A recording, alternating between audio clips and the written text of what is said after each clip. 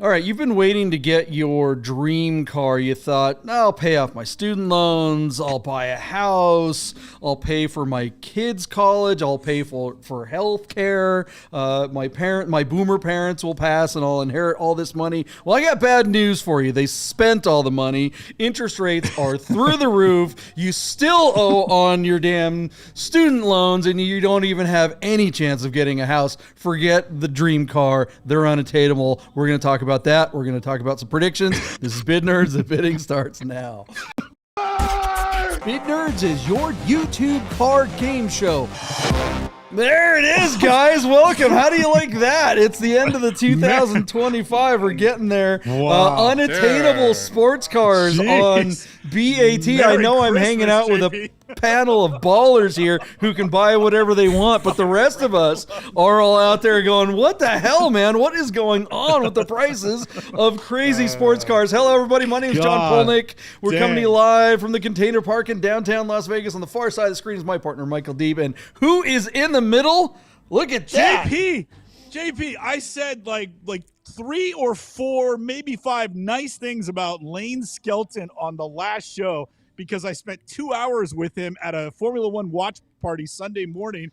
And lo and behold, the guy shows up. He finally answers our calls and our messages to join the podcast. Lane Skelton, welcome. Welcome. I've been knocking on your door for like 3 years, dude. You guys just haven't had me back. Yeah, we've been trying to reach you about your car's warranty. Yeah.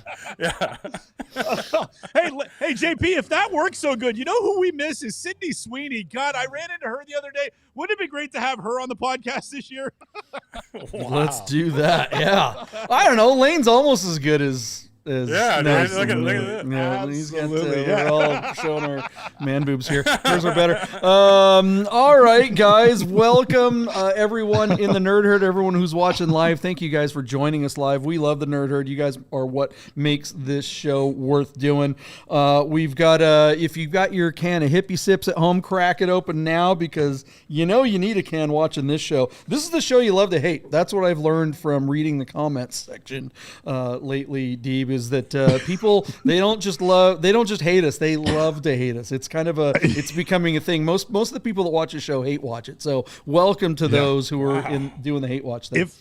If that comment had a drop down bar though, JP, I think they'd all click on your name and not mine. I think they love to love me and they love to hate you. It's mostly because JP's an a-hole. We all know that exactly. Well, I was going to ask who they hate more, but I mean, it's obvious, right? They don't get specific in the comments, but we all know. I mean, it's not a secret, right? 80-20 maybe, you know? Yeah. Hey, wait a minute. This is becoming too easy for you guys. I don't know about that. All right, guys. What are we talking about tonight? We really are talking about how crazy, how unattainable these dream cars that used to be attainable have become. There are so many cars that a lot of us thought that we would really actually be able to get one day.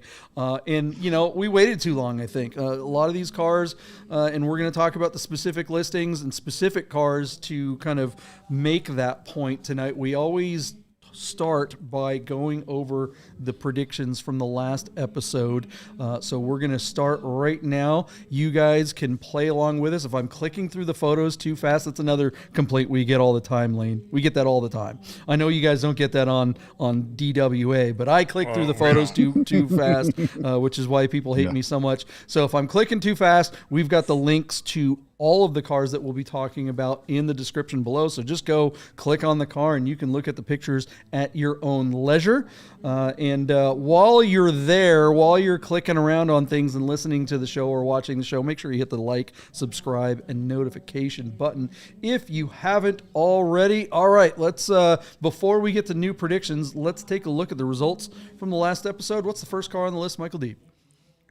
All right, JP, we are going to check right back in with a 2008 Porsche 997 GT2 that was listed on P Car Market as part of P Car Market's relaunch collection, as P Car Market is rolling out like a massively curated bunch of both automobiles and automobilia, you know, all the souvenirs and signs and stools for your man cave.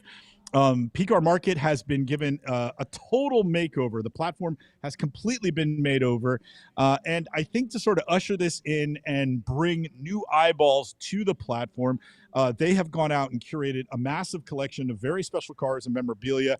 I think to, as a big marketing campaign for the relaunch of the platform. JP, what caught my eye about this particular car, one, that it was part of the relaunch collection, to see how this collection of cars and automobilia would fare now that P-Car has been given the makeover. But this is also a low-mile example of a car that I think, as of very recently, is on a massively upward trajectory. There's another 997 sort of base GT2, an '08 car that had like just 2,000 miles the other day. Sold on the other platform. I think Bring a Trailer. It was a Grand Prix white car that went for like $500,000. This car's got 11,000 miles. It's in speed yellow, which, JP, you and I have exhaustively declared that yellow cars should not quantifiably bring as much as any other color in the rainbow for Porsches. But GT2s are moving, and I think speed yellow actually helps this car. Because it's a rare shade, and it looks kind of badass with the tinted windows and the painted black wheels. 11,000 miles is pretty low. This car's a little too accessorized on the inside for me. JP, I don't know if you noticed, there is yellow all over the center console, the backs of the seats, the air vents. I think somebody went a little too crazy. If you're going to do a lot of stuff on the inside of a car, you need 3 colors. 2 colors is... it's too cartoonish. It's too simple, and it doesn't look good to me. But none of us thought that could hold this car back. So despite being on P-Car Market, JP, and despite the idea that Classic.com tells us that the average selling price for a 997 GT2 is only $248,000, I thought our car had a chance to hammer on P-Car for $348,000. Much to my surprise, Lane, JP took the over. Bah Humbug himself went 350, 997. So, Lane, 2 questions. One, were you aware that P-Car Market had given themselves a modern makeover? And then what do you think of the 997? And then please, at the end, slap a bid on this car here, and we'll reveal the result. Holy mackerel, dude. I was not aware that P-Car had a makeover. I don't really pay attention to P-Car Market. And 997 GT2s, I have a lot of experience with them when they were new. I used to drive them quite a bit, and they were always kind of badass. This one, you're right, the yellow, like painting all the plastic stuff yellow is so gross in this, including the door handles and stuff. But, I mean, that's easily changeable, but you wouldn't change it because it was spec'd that way and all that stuff. It also has the lame steering wheel, I can see.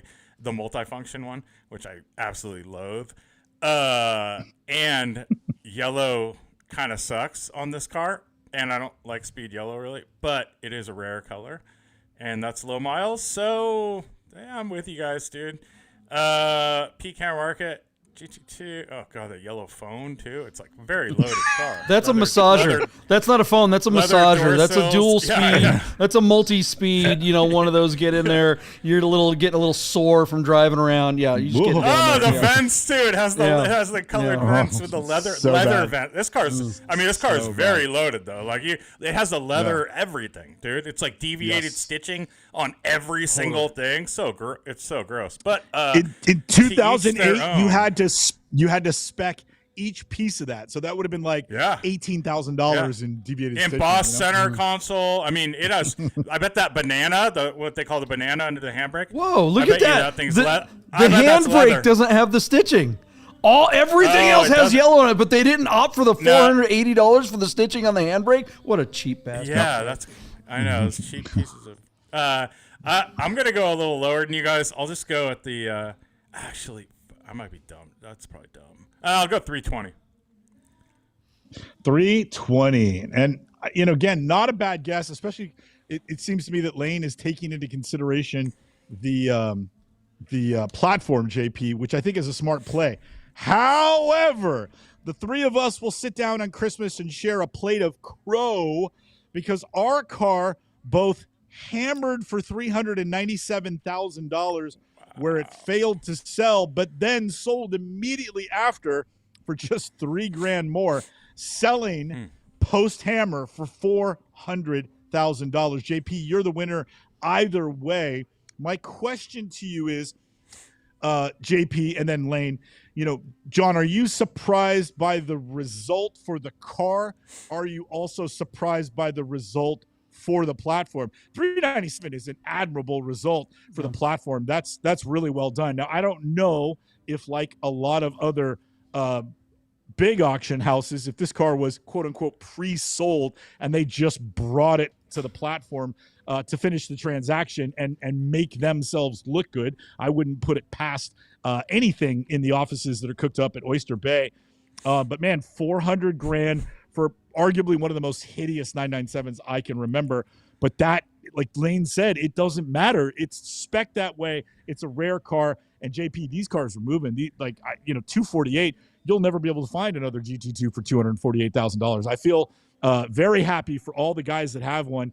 And like you, Lane, I know a handful of people that are holding on to these cars right now, and I think those guys are all in the money. JP, what do you make of that result? 400 right after, what do you think? Well, yeah, this is definitely one of those cars that was attainable, kind of. They were never cheap, but this is something that wasn't like hypercar numbers. And really, it comes down to I think that. I don't think that this car was pre-sold like a lot of times we talk about, especially with platforms trying to make a splash. We see that a lot of time with new platforms. But this particular car, I think if they had it pre-sold, it wouldn't have failed to sell at the end of the auction, especially being that close. I mean, $3,000 away. So they did a good job kind of making sure that the seller came to Jesus and actually got the thing out the door. You can see all the old videos that we've talked about how terrible P-car market has been. I am optimistic that this is the turning of a corner for them. These assets are fantastic. The video that they made for the car is very good. They have a presenter who presents very well and doesn't come across as a used car salesperson. So I don't know if any of those check jacket people are still involved or not with the new platform and the new regime there at P-car market. But whatever, if they are still involved, they're smart enough to know that they need to put those guys in the basement and keep them off the screen and away from the phones and away from interacting with people. That or they learned, right? They finally learned the lesson and have changed their ways. But this auction was done very well, and I do like the new platform. It is kind of a pain in the butt, though, as a moderator for a show that does auction analysis, because this interface is fine when you're just looking at it, but it doesn't interact with our system very well. Lane, what do you think of that result? Well, okay, the car didn't sell online. Has P-Car ever sold a car like before the hammer? Like at the hammer? Yeah. Like, I mean, that's the thing. Yeah. You're giving them these accolades, but the car didn't sell. That's funny. It was sold after, and which is, I don't know. That feels kind of bad. Well, yeah, but it didn't wind up in the what you would expect to see. I mean, the deal what's tank normally, but it wasn't the deal tank. Yeah, but it still it never wound up in the deal tank. That's what I'm saying. Okay. They closed it closely, and they were close. Because normally what would happen is when it fails to sell is it would go in their deal tank or chum bucket, like we call it, or now they call it marketplace. But it would be $650,000, and we'd all be like, all right, we all wasted our time here. It would be the most unrealistic price ever. But I mean, they should have got it done before. If it was only $4,000 too, they should have given the whatever. I mean, they couldn't get a hold of the guy, obviously, or whatever. But yeah, I mean, I don't know. I guess these cars are pretty rad. They're very beastly. They're rare. I don't know what the numbers are, but I'm sure in some world they're worth it. But not a lot. There's not a lot out there that does what one of these, even for $400,000. I don't know what you compare one to. But anyways, let us know what you guys think of the results of that GT2 on P-Car Market. Do you feel better about P-Car Market? Do you feel like the platform has stepped up? Would you consider selling your car on that platform where maybe you wouldn't have before? Let us know in the comments. Definitely want to hear from the Nerd Herd on that one. What's the next car on the list, Michael Deeb? All right, JP. I'm going to rush through this and get the results so you can talk about some of the comments we got on this car. Let's circle back to the 2018 Jaguar F-Type SVR Coupe that was running on Cars and Bids, Doug DeMiro's platform, just the other day. JP, our car was listed out of Portland, Oregon, and was showing just about 35,000 miles on the odometer. The SVR is kind of the last iteration of the F-Type and was certainly the most powerful. It was like the most robust. JP, this car had a 5-liter supercharged V8 that put out nearly 600 horsepower and nearly 600 pound-feet of torque. This thing could get actually closer to 500 pound-foot of torque. This thing could get out of its own way. It's a shame, JP, that these cars were straddled with both an automatic transmission, PDK or otherwise, and then essentially it was they're all-wheel drive. You and I both lamented, had Jaguar wanted to make one final splash, this car should have been rear-wheel drive and been given a 6-speed manual. And man, JP, could you imagine how collectible that version of this car would be today? That being said, JP, these cars do sort of hold their value when you think of it as a Jaguar. Classic.com tells us that the average selling price of an SVR in the secondary market is close to $64,000. That being said, JP, this car with these sort of mundane assets on Cars and Bids, I figured this car would be lucky if it got up to around $58,000, and at that number, I would expect it to sell. John, you took the under right underneath me at just $57,000. So, Lane, I bring it back to you. Ceramic brakes and a supercharged V8, but all-wheel drive and no third pedal.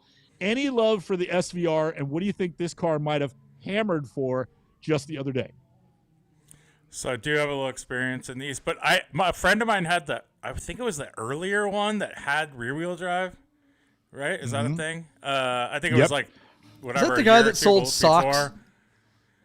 What's up? Was that the guy that sold socks? No, that was somebody not, at one of your shows that had one of these. Sorry for that. All right, sorry to take you off train of thought there. Never mind. Moving on. Welcome back. Yeah, to the I drove it on some back roads, and you know, it's a good big GT car. Not as cool as my friend's Aston Martin V12 Vantage with a manual that I borrowed for the week before I drove that. But I had, when you guys first put the car up, 60 was my number, so I'm sticking with that. 60. So he's going high. He's a little bit over us, JP. Here's where the rubber meets the road, Lane.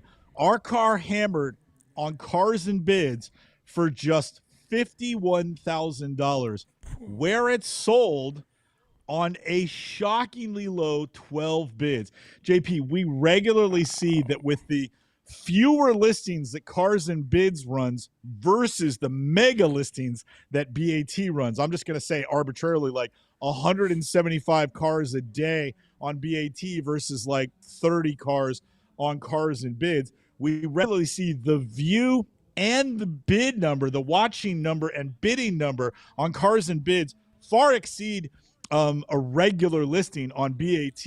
But man, did this car for Cars and Bids underperform. I'm really surprised by that. I really did think this car would get into the mid to high 50s and truly have a chance to sell. But just 12 bids to 51, and the guy took the money. JP, does that tell us anything about the market or anything about the platform? What are your thoughts? All right, so I don't think the platform makes a darn bit of difference on this particular car. These things are soft no matter where they're sold. Nobody wants one. The owners are really the biggest problem with these because anyone who buys one of these, they just show up everywhere they go with a chip the size of the car sitting on their shoulder. We had some comments on this one. The only group of car enthusiasts for a specific model I've ever seen with as big a chip would be like the Mercedes SLK people. They just go ape-ish. Crucify us. They freak out when you say anything bad about their stupid little SLKs. Look, we had this one guy commenting about how everyone, when he shows up to Cars and Coffee, they're all jealous of him. Everyone in their Ferraris and Porsches and everything like that. He has the ability to read minds and everything. It was fantastic. If you need a good minute of joking, I don't know if the guy is trolling me or not, but it is terribly, terribly, terribly funny. I won't bore you with reading comments. He says Porsche pulls up next to him on the freeway, and then his girlfriend was jealous that he wasn't in his car. I mean, it was comedy. Wow. I'm like, this is the biggest catfish of all time. But he wrote it so well. It's really funny. I mean, it is terribly funny. I only drive Jag. Yeah, they're the best. Oh, and they're reliable, he says too. Yeah, and he claims that he sold an XKR on BAT recently, but he won't give up the link so that we can analyze his listing, which would be a lot of fun. But anyways, look, I think these Jags, these really had a chance to be a great car. If Jaguar, I feel like they hit a fork in the road. They could have gone one way or the other. The one way that they could have gone was, okay, they really wanted this car to compete with 911, and I think it could have had they made it with 3 pedals and really leaned into that and leaned into the sports car side of this thing rather than the kind of luxury car like Lane's talking about when it comes to Aston Martins and those types of cars. They leaned more towards that direction rather than, all right, let's really make this thing a performer. Instead, they took the other route, and we've seen kind of the woke hellhole that they've wound up in. The company is all but dead at this point. I still do like these cars. I would even consider buying one, except that I don't want to be like any of the people that own them. Lane, I'll give you the last word. Let's wrap it up and get to the next car. Yeah, the pictures suck too. So. Yeah, kind of a crappy listing, right? Yeah, that's unfortunately it's a little too common on Cars and Biz.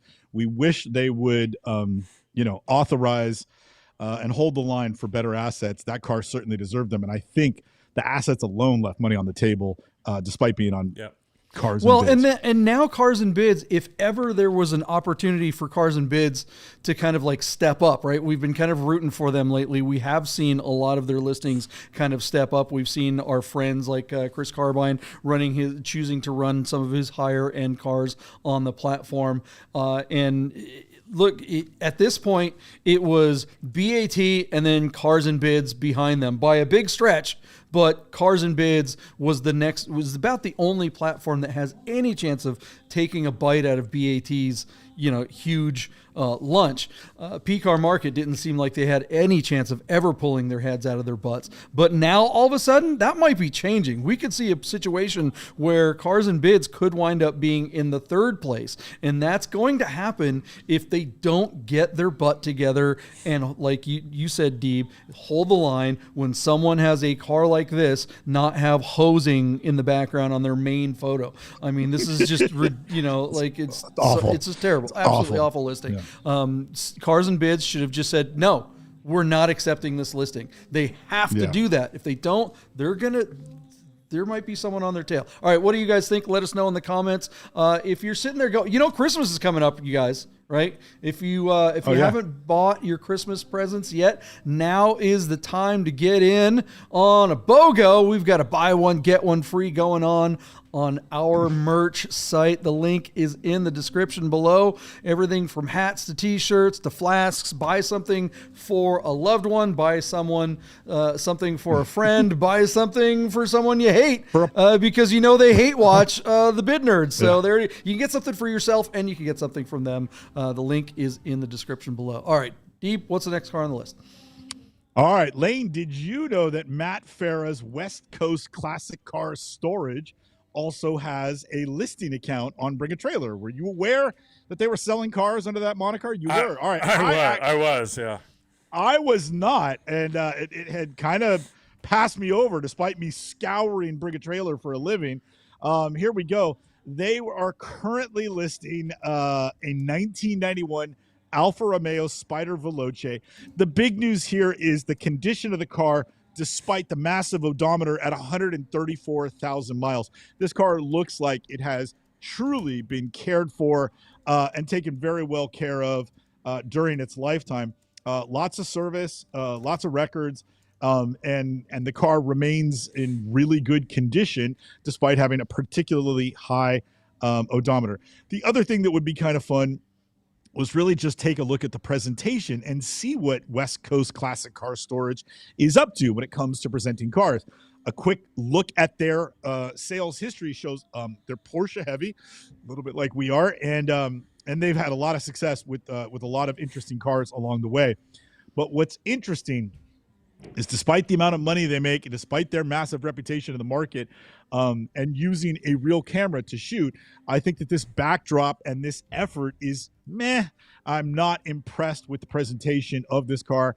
Cars like this, as my partner always says, you really have to sell the romance. And as our guest always says, there has to be a spirit of occasion. And there's no spirit of occasion in a bright red Italian Alfa Spider in a parking lot behind a classic car storage in Culver City. There's no spirit of occasion here at all. This is in my book, this is a whiff.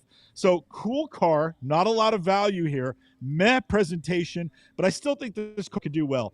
JP, our friends at classic.com tell us that the average selling price for the last generation of the Alfa Spider Veloce is around $17,000.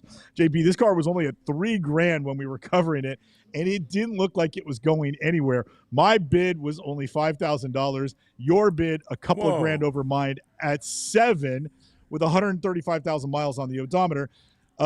Lane, correct us. Where do you think this car should have hammered? Dude, I was gonna say 15, but maybe I'm crazy. I thought these last gens had a little bit of. Well, hold on a second, Lane. This thing has 135,000 miles on it with no record of any real maintenance. No engine rebuild, no clutch, no nothing. Oh yeah, that's contrary to what I said. My bad. Yeah. I mean, it does look like it presents pretty nice. You're right, Deeb. Like the pictures, like they are close to the beach. Like, you know, take it down to the sand or something, or take it down to some cool buildings in the background. But it's like pretty roll it out of the garage and just snap some photos. But the photos at least show the car, and I don't think they're horrible. Like they obviously use a polarizer filter, and you know they're doing it all right. Yeah, it's tough, dude. I mean, yeah, and I know the market's soft for cars like this, you know, like these kind of non-Porsches, basically. So yeah, I don't know. I'd still say, I mean, just the way it presents, it seems like it presents pretty nice, you know. So maybe without that, I'd say, you know, 12 in the 12-ish range. You're really close, Lane. You're actually you were less emotionally attached to it. We just wanted to bang on Matt Farah. The car sold for $13,000. What's interesting is that this car with 134,000 miles ran with a reserve. I don't understand that philosophy at all. Wow. I think that the cars like this deserve to run no reserve. Get everybody, keep all of your underbidders engaged, especially a car like this where the value is perilously close to $10,000. I don't know if they left any money on the table. In my opinion, $13,000 for this old car is all the money. Anybody else that has one with a torn seat and in 50% less miles would struggle to get that number because most of these cars just aren't looked after. The condition really sold the car, and it kind of belied the odometer. So absolutely well sold. Tip of the hat and humble pie from this nerd to West Coast Classic Car Storage. Matt Farah obviously hired somebody good to do this. JP, what do you make of that result? Well, I love these. I had one when I met my beautiful wife, and I'd like to get another one. And I almost bought one. I almost bought an 86, which was the one that I had. And it was actually in Lane's neck of the woods at the time I was there. I was actually in the neighborhood, and I reached out to Lane, asked him if he could go put eyes on the car because I was genuinely interested in the car. And as it turns out, Lane bought it. So there it is. I just said this on the show. We've never had a chance. I always thought that was kind of a, like, what the hell, bro? I thought we were friends. He snaked me on the damn car that I wanted to buy my wife. He bought it for his wife. What the F, dude? Great idea. We did talk about this after, but you were gonna go look at it when you were here. You couldn't schedule, and then you told me about it, and then I went and looked at it, and I bought the car. No, you didn't look at it. You went and bought it. I actually owned it for 3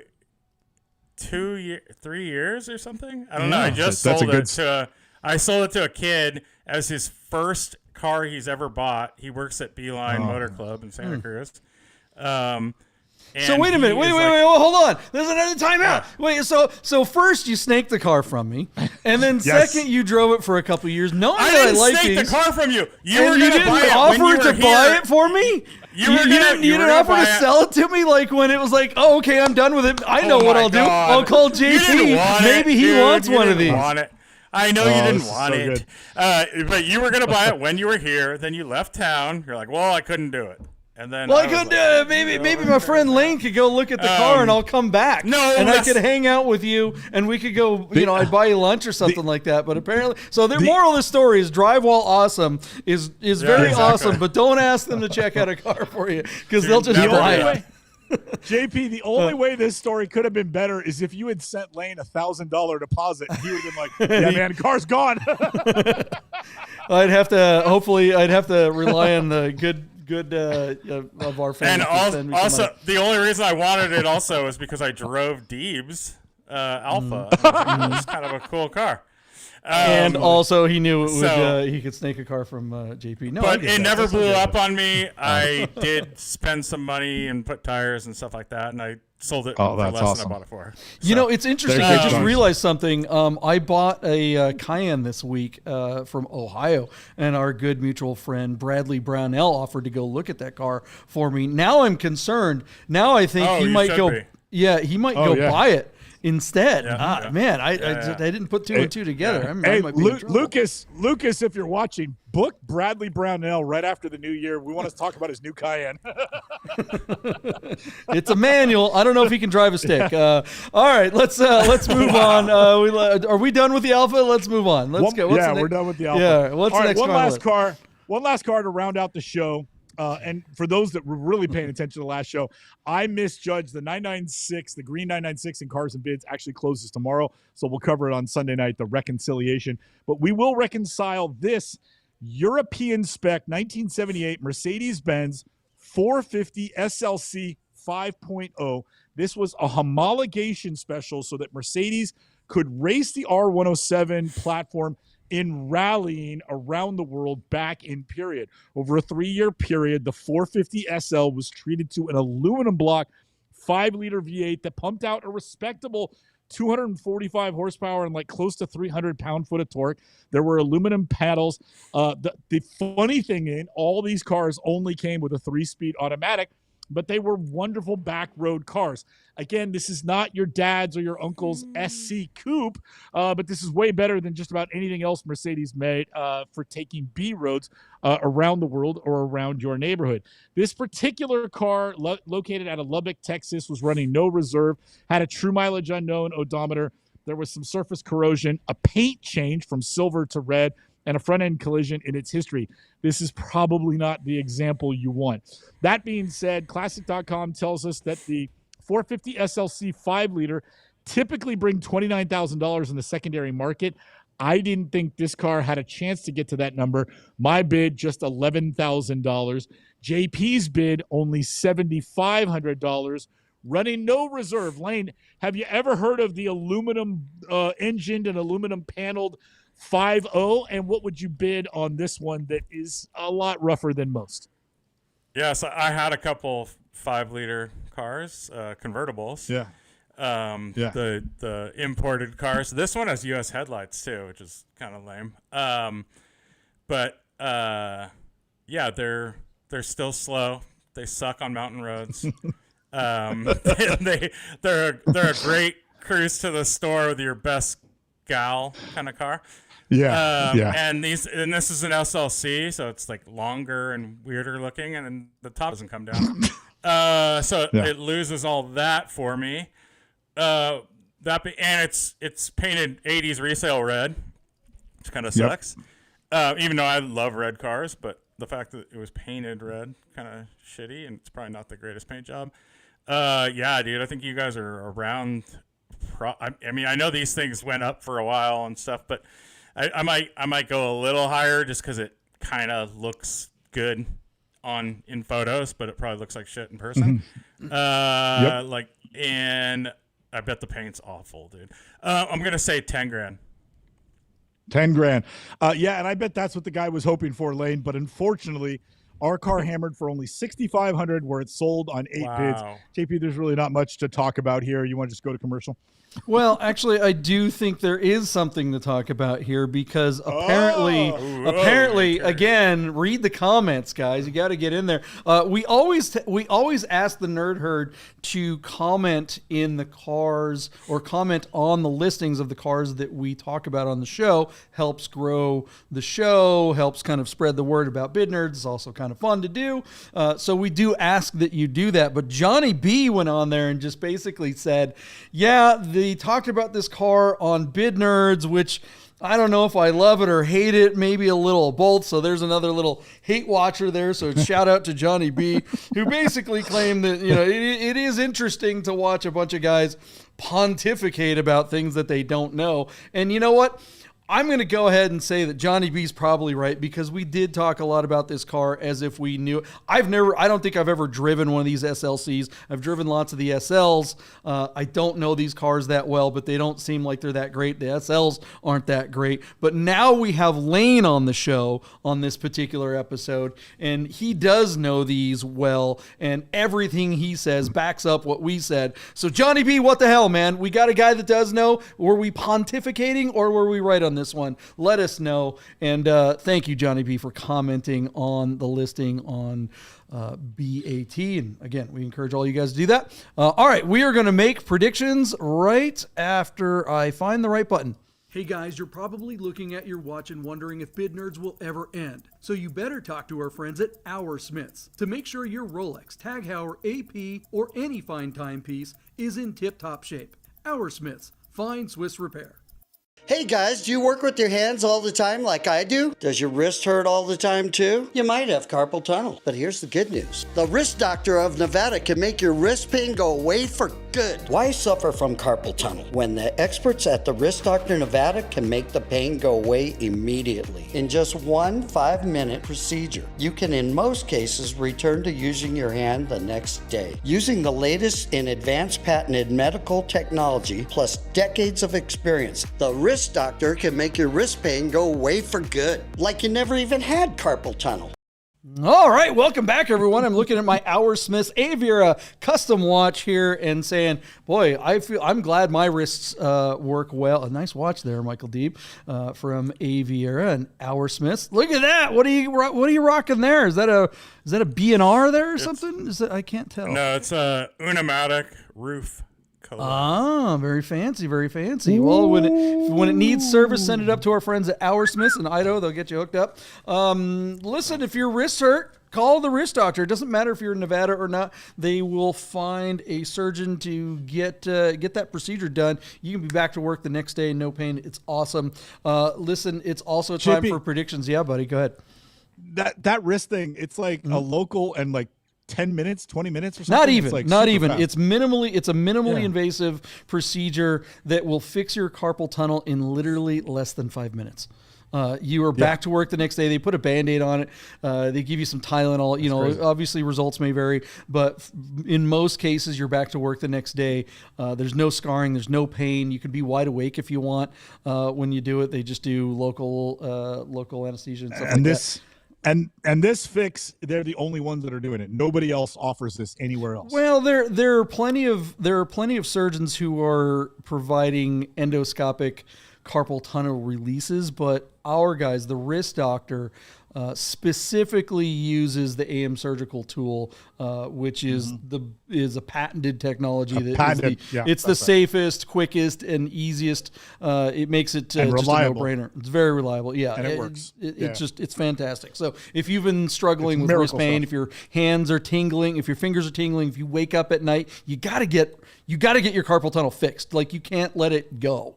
If you let it go, it gets worse and worse and worse, and you can get to a point where they can't fix it. But, getting to it, the sooner you get to it, the easier it is to fix, and it's permanent. Once they fix it, it's good to go. All right, guys, we're going to get to some predictions, but before we do that, make sure you check out hippiesips.com. This is THC infused. Everybody thinks it's a sport drink, but really it's more of a social drink. These guys are kind of reimagining the idea of social drinking with cannabis-infused organic beverages. This stuff, it tastes really good. That's a great thing. These make really good mixers too. try out Hippie Sips at hippiesips.com and use promo code Buddha for 20% off. The code and the link are both in the description below. All right. It will make you bid better too. That's almost guaranteed. There it is. Results may vary. All right, guys. Lane, you ready to do some bidding? I'm ready. We got to send you a case of Hippie Sips. Yeah, and that stuff's definitely legal. That stuff's legal in Santa Cruz for sure. It is for sure. All right, we're definitely sending the DWA studio a case of the Hippie Sips for sure. That's all right, what's the first car on the list, Michael Deeb? We're talking about sports cars. Are they no longer attainable? The ones that we actually want, are they out of reach? Let's talk about it. What's the first car? Big Christmas gift to the DWA studio from the Bid Nerds. A case of Hippie Sips. Nothing says ho like that. All right. Lane, you probably noticed this car if you spent even a half a second on BAT.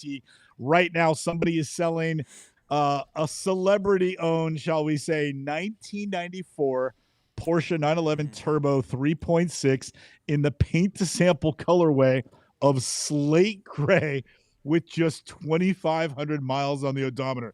I'm telling you, 10 years ago, you might have said, that car is probably going to be worth a lot of money someday. Well, today is that day as a premium listing on Bring a Trailer.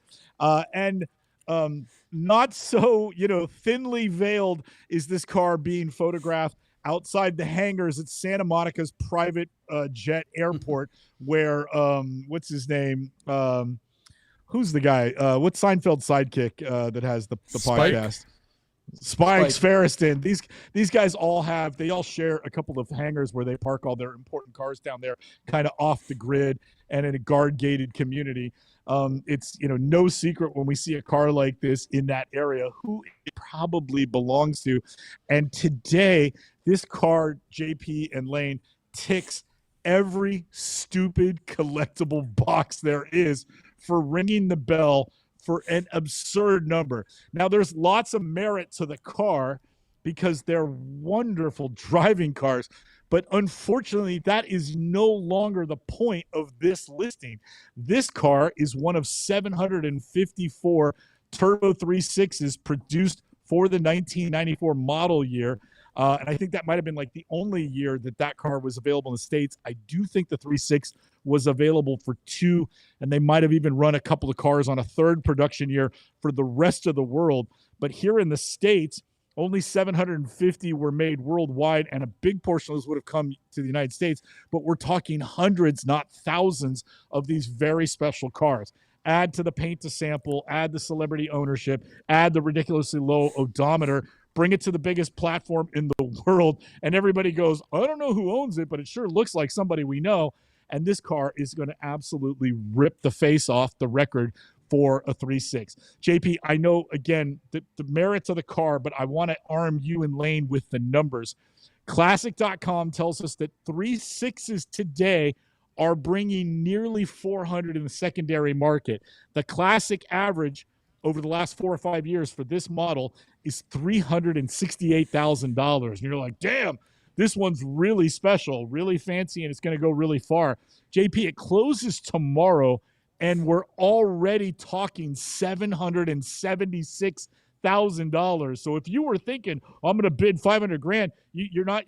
Like, it's embarrassing. You can't say that anymore. This car is going to push 7 figures. It's already got 27 bids, and I think you guys should know that for context as you give your opinions on the listing. This car just hits every box, JP. It doesn't matter the time of year. Everybody knows who owns it, and this is the one. I mean, this is about as nice as it gets for a collectible. Somebody could overpay through the nose, and in a couple of years, the car could be worth even more. So, JP, I hand it over to you. You and I would both, a left nut for a 3.6, but I don't want one this nice. I want one I can drive and lean up against with my jeans and not worry about the rivets scratching the paint. That to me would be a bigger flex than dropping 7 bills on a celebrity-owned car.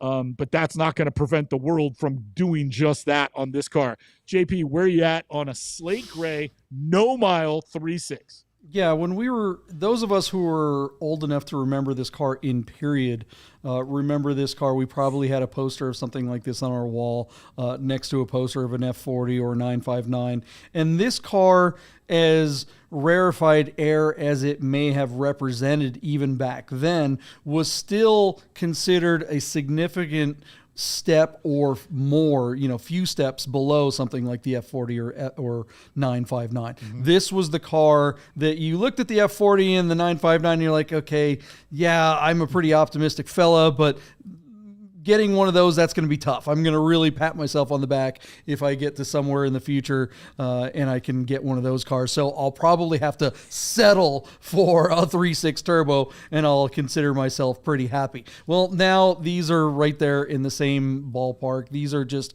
hypercars at this point. And it really is sad because I always wanted one. And I don't know, maybe we'll get a few more sponsors. We'll sell a few cases of Hippie Sips and maybe we'll be able to afford one of these. We can pass it around between the DWA studio. Just don't let Lane get to it. He'll buy it and he'll keep it. You won't let us. I'll buy it. Mm-hmm. We need to keep Lane on after we close the show and have him teach us how to do a Patreon. Yeah, right. We don't make any money on the show. Lane might be able to buy one. He's baller. Lane, what do you think of the 36964? Dude, bad boys, right? Mm-hmm. 3.6. Yeah, that was a 3.8, wasn't it? Wasn't it a black 3.8? That was a 3. It was a 3.6. 3.6. Oh, it was 3.6 versus the 3.3. Yeah, it was Jerry Bruckheimer's personal car, I believe. Yeah. Right. They used for that movie, but that's like when it came to and from the 3.3 to the 3.6 was a big step and super rare. Slate gray. So this is like Steve McQueen's car in Le Mans, right? And that was a record-breaking car when it sold too. So we're kind of going back to that. I think, remember that car went for like 1-something million at the time. And it was like insane for just a normal 911S or whatever it was. 69S. So. Well, we're not ready for a number for you, Lane. We'll give you the last. No. I'm just saying this car is ready to. I mean, this car, dude. It's just how many rich dumb people are in the room, right? Deeb, what's it going to bring? All right, JP. So believe it or not, back in 1994, out of Porsche of Beverly Hills, West Los Angeles, California, this car sold for $107,227. It's really interesting because Lucas gave us some notes, and one of his notes on this car was oftentimes good cars overcome bad assets, but he goes, this one can, and this one will, accompanied by a certificate of authenticity and with a thinly veiled, who do you think owns the car? I think this one's going to ring the bell. Closing tomorrow. And again, Classic tells us that the average selling price for one of these is a little under $400,000. This car is already at $776,000 by way of 27 bids. And I think they're going to be fireworks tomorrow. JP, I'm just going to throw down the gauntlet and I'll let you and Lane play the game of over and under. Deeb's going to say $1 million. And I won't be the least bit surprised if and when it hits that number or more. JP, over or under $1 million. What's your bid? Yeah, I think I'm going to go over. People are if you're in that 1%er, if you're one of those guys, we're running up to the end of the year. A lot of those guys have to kind of like move money around. There is a real function of, cash mobility right now. And I think there are people that have way too much cash on hand before the end of the year and they have to move it around. And oddly enough, this is the kind of thing that they can move it to. I'm going to go significantly over that. I'm going to go $1.2,964 and hand it off to Lane. I think this car is just going to blow it up. What do you think? Dude, I agree. I mean, Seinfeld's basically McQueen now. He's Newman. What is the multiplier for a Seinfeld car? And this car, it's like, if you're looking at $1 million, that's Singer price, right? Every Singer sells for $1 million and change. More, so more. What's another? Who cares? This guy that's buying this also has a Singer. He has whatever. He has the roof. He has 5 roofs, whatever. He has 3 on order. I'm gonna go 1.3. Wow, you're going over me. Taking the over. Damn. Yeah.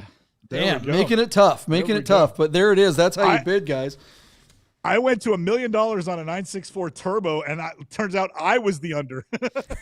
So there you go. I mean, that's the world that we live in. I mean, $1.2 million is $1 million 6 months ago. I mean, there's so much inflation. Everything is getting just completely out of control. I think if you start adjusting for what's going on in the economy, I think you start going, yeah, that's not really that much. And everyone's looking for ways to park their money and kind of fight against that inflation. So this might be one of those ways to do it. And both Lane and I are thinking that it's going to hit big. Yeah, Deeb, before we move on. I'm gonna change because you guys gave me such a cushion. I'm gonna change my bid. This car sold for $107,000 when it's new. I'm gonna make my bid $1,007,000, and we'll go from there. So there you go. So all right, JP, you ready to move on? We're letting him change his bid after the fact. All right, come on. His little $7,000. He's still way under. All right, guys, let us know what you think of that 964 turbo, and make sure you go in the comments. The comment section on that listing on Bring a Trailer and mention that you saw the car on the Bid Nerds. All right, what's the next car on the list, Steve? We got to move it along. We have been dinking around, so speed rounds. Oh, man, what's super fun when Lane's on the show. Let's do 2 hours. All right, JP, do you remember when Sahan had a green clown shoe? Do you recognize this car? I do, yeah. Yeah. So Sahan texted me this the other day because of the two of us. I'm the one that didn't know he had exactly this car. Not this particular car, but a car exactly like this. We called it the Spearmint Rhino, Yeah, one of just 11 2000 BMW M Coupes finished in evergreen over black and evergreen Napa leather. Our particular car here is located in Salt Lake City, showing a whopping 93,000 miles on the odometer and running no reserve after 24 years of ownership on Bring a Trailer. JP, I gotta say, I'm not even sure I remember this color, to be honest. It's very cool today. Miss me with the green and black interior. If you could have had this color with an all black, I would be into it. But the green and black is a little bit hideous. But Sahan wanted us to know that he used to have a car just like this. And Sahan's not going to want to see what this car is going to wind up selling for. Again, JP, time and time again, the rarer the shade, the more we see a quantifiable value add for an obscure color. John, again, the numbers are what we're talking about, not the car. S52, great car, short wheelbase. These are a blast to drive. I think everybody who's an enthusiast can agree with that. But Classic.com tells us that a clown shoe coupe is just $42,000. This one's got 100,000 on the odometer, and it's already at $50,000 because it's effing green, and also it's pretty clean. The assets aren't very good, but again, here we're going to see a rare shade overcome a poor, kind of fair listing. So, JP, what do you think of the car, and what do you think of people just losing their mind when it's a rare shade? Yeah, I think these cars are kind of like the Donnie Darko of enthusiast cars. They have a crazy cult following. People that are into these just go absolutely ape-ish over them. And, you know, it's surprising considering how much better their successor was. The Z4M is better in every way and certainly in looks. I mean, these cars, they are neat and you have to appreciate that they exist, but they've got some kind of latent 90s design sensibilities that just didn't age well, in my opinion. I think these are kind of hideous and also awesome at the same time. I guess it's a love-hate thing, kind of like our show. But yeah, they drive great, and it's going to be interesting to see what this one goes for. Keep in mind that this is an S52 version. The S54 versions, the last year of them, they had the better engine, definitely brings significantly more. And at $50,000 already, you would think this is an S54 version. But this again, things are crazy. Cars that used to be attainable are no longer. Lane, what's your take on this car? I'm with you, John. It's crazy. An S52 would be up to 50 already. Yeah. Can you believe that? Also $93,000. This is one of those colors they sold barely any because no one liked this color and because it's hideous. Right. And now it's cool. And we've seen a couple of these colors at Radwoods in the past. I don't remember if they were coupes or the convertibles, but I've seen this whatever this color is called. I think it's called peppermint green. Or something Evergreen. like Evergreen. Oh, it's evergreen. It is evergreen. Okay. Yeah, and then but it's still like a gum flavor, right? I mean, that sounds funny. Exactly. And then the interiors on these are always so hideous with the matching the exterior is so gross, right? Yeah. But you're right. They're very polarizing, and you either love them or hate them. And I feel like a lot of car nerds love these cars. So yeah, what's it gonna bring, Dave? there's definitely an audience for them, and then to be the biggest dork at the Cars and Coffee, to be like show up with the one that's the rarest color and the weirdest car. I mean, I could see it. Yeah, unlike that Jag F-Type guy, people are actually checking you out. What's it gonna bring, Deeb? Yeah. And this car is already bringing more money than the Jag did. I mean, yeah, right. So half the horsepower. So, scoop on Bid Nerds, JP and Lane both hate shooting bricks. Running no reserve, our 2000 M Coupe in Evergreen with 93,000 miles on the odometer and out of Salt Lake City, Utah. Nobody's even asking if this thing has rust on it. Is already up to $50,001 by way of 13 bids. JPClassic.com tells us that these cars should sell for just $52,000. It's hard to say where this one's going to bring, but I figure it's got to bring at least 10% more.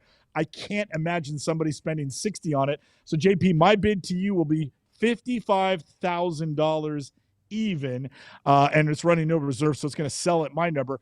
John, what's yours? $59,003. You gonna go over that, Lane?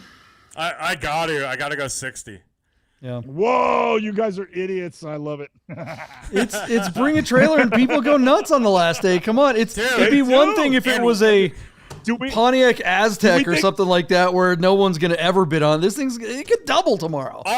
Also, this color thing, it's like people are so into these colors, dude. This is the way Art, my co-host of DWA, shops. It's like color is number one, dude. Nothing else matters. And he's blinded by everything else because he loves the color of a car. And when are they going to find another one in this color, right? They're not. So they have to bid on this car. So anyone that wants this car has to bid on this car. It's not like there's another, if it was silver, there's another one popping up next week. There's another one on Bring a Trailer, on the website right now. Should we check to see if Art's the high bidder? He's a BMW guy.